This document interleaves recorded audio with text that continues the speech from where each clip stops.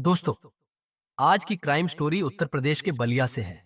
एक ऐसा मामला जिसने पुलिस से लेकर पूरे गांव तक को हिलाकर रख दिया।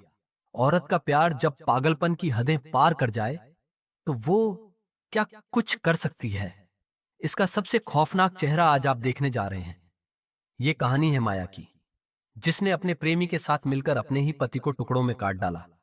अब जरा माया का ये कबूलनामा सुनिए, जो उसने खुद पुलिस के सामने कहा। पहले सिर धड़ से अलग किया, फिर हाथ पैर काटे, बेटियों से झूठ बोलती रही। ये सब कुछ मैंने देखा और चुपचाप खड़ी रही। मैंने अनिल के साथ मिलकर अपने पति देवेंद्र को रास्ते से हटाने का पूरा प्लान बनाया था। तय कर लिया था कि हम उसे मार देंगे और उसकी लाश को दूर किसी सुनसान जगह ले जाकर जला देंगे। इस वारदात को अंजाम देने के लिए हमने 9 मई 2025 का दिन चुना। यह कबूलनामा बलिया की माया का है, जिसने अपने प्रेमी के साथ मिलकर पति के 6 टुकड़े कर दिए। पुलिस ने जब 13 मई 2025 को माया को हिरासत में लेकर पूछताछ की, तब इस खौफनाक साजिश का पर्दाफाश हुआ। करीब 20 दिन पहले माया ने हत्या की पूरी योजना बना ली थी। कब, कहां और कैसे देवेंद्र की हत्या करनी है, कौन कौन इस काम में शामिल होगा। हत्या के लिए अनिल एक नशीला पदार्थ और छापड़ बाजार से खरीद कर लाया था। लाश को ठिकाने लगाने के लिए भी जगह पहले से तय कर ली गई थी। पुलिस पूछताछ में 44 साल की माया ने बताया, अनिल से मेरी मुलाकात 4 साल पहले 2021 में हुई थी। तब हमने एक दूसरे का फोन नंबर ले लिया। अनिल उम्र में मुझसे 19 साल छोटा है। शुरू में हमारी कभी कभार बात होती थी, फिर बातों का सिलसिला बढ़ गया। एक दिन अनिल ने मिलने के लिए कहा। पहले तो मैं डर गई, फिर एक दिन जब देवेंद्र घर पर नहीं थे तो मैंने अनिल को बुला लिया। उस दिन दोनों ने चाय पी और काफी बातें की। धीरे धीरे हम बहुत करीब आ गए। एक दूसरे के बिना रहना मुश्किल लगने लगा। जब देवेंद्र घर पर नहीं होते तो अनिल मेरे घर आता था। कई बार वह बिना बताए भी आ जाता था। देवेंद्र ने कई बार पूछा कि ये कौन है। मैंने उसे अपना दोस्त बताया। देवेंद्र ने मुझे कई बार डांटा कि अनिल को घर मत बुलाओ, लेकिन मैं उसकी बात नहीं मानती थी। मोहल्ले में भी हमारे रिश्ते की चर्चा होने लगी थी। लोगों ने देवेंद्र को सब बता दिया। इसके बाद देवेंद्र और मेरी लड़ाइयां शुरू हो गईं। जब मैं अनिल से मिलती थी तो अपनी चोटें दिखाती थी।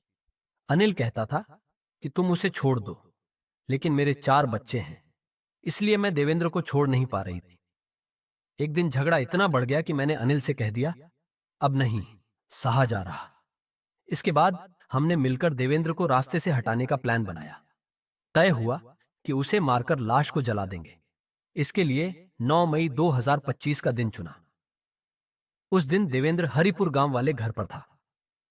मैं बहादुरपुर वाले मकान में थी। मेरी छोटी बेटी सुप्रिया घर आने वाली थी, जिसे स्टेशन से लाने के लिए देवेंद्र जा रहा था। मैंने फोन करके देवेंद्र से कहा कि मैं भी साथ चलूंगी, मुझे घर से रिसीव कर लेना। जैसे ही देवेंद्र घर आया, वहां अनिल, मिथिलेश और सतीश पहले से मौजूद थे। तीनों ने मिलकर देवेंद्र को जबरदस्ती कोई नशीला पदार्थ पिला दिया। उन्होंने मुझे नहीं बताया कि वह क्या था, बस इतना कहा कि इससे वो बेहोश हो जाएगा।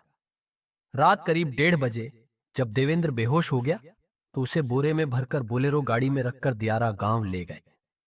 वहां अनिल ने सबसे पहले चापड़ से उसका सिर काटा।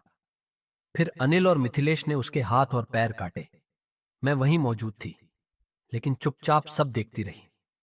हत्या के बाद अनिल ने देवेंद्र के हाथ पैर खरीद गांव के एक बगीचे में फेंक दी। धड़ वहां से 500 मीटर दूर एक कुएं में और सिर घाघरा नदी में फेंक दिया। इसके बाद हम चारों लोग घर लौट आए। ताकि किसी को शक न हो, मैं बोलेरो से बक्सर गई और बेटी सुप्रिया को लेकर घर आई। गांव वालों ने देवेंद्र को फोन किया। जब फोन नहीं लगा तो मेरे पास कॉल आने लगे। बेटी सुप्रिया ने भी पूछा कि पापा कहाँ हैं। मैंने झूठ बोल दिया कि वो कहीं बाहर गए हैं। जब अगले दिन भी कुछ पता नहीं चला तो 10 मई 2025 को मैंने पुलिस में गुमशुदगी की रिपोर्ट दर्ज करवा दी। शिकायत में बताया कि देवेंद्र का मानसिक संतुलन ठीक नहीं था और वह कहीं चले गए हैं। मेरी दोनों बेटियां सुप्रिया और अंबली गौतम मेरी हरकतों से वाकिफ थीं। सुप्रिया ने अपने पापा की गुमशुदगी की बात अंबली को बताई। दोनों घर आईं और 12 मई 2025 को मुझ पर और अनिल पर पुलिस में लिखित शिकायत दे दी। इससे पहले 11 मई 2025 को पुलिस को खरीद गांव के एक बगीचे में कटे हुए हाथ पैर पड़े होने की सूचना मिल गई थी। बेटियों की शिकायत के बाद पुलिस को शक और गहरा हुआ। मुझसे पूछताछ शुरू हुई। पहले तो मैं पुलिस को गुमराह करती रही, लेकिन जब सख्ती हुई तो मैं टूट गई। मैंने पुलिस को सब सच बता दिया। मैंने अनिल, मिथिलेश और सतीश के नाम भी पुलिस को बता दिए। इसके बाद पुलिस ने 13 मई 2025 को अनिल यादव और सतीश को परिखरा टाउन पॉलिटेक्निक के पास मुठभेड़ में गिरफ्तार किया।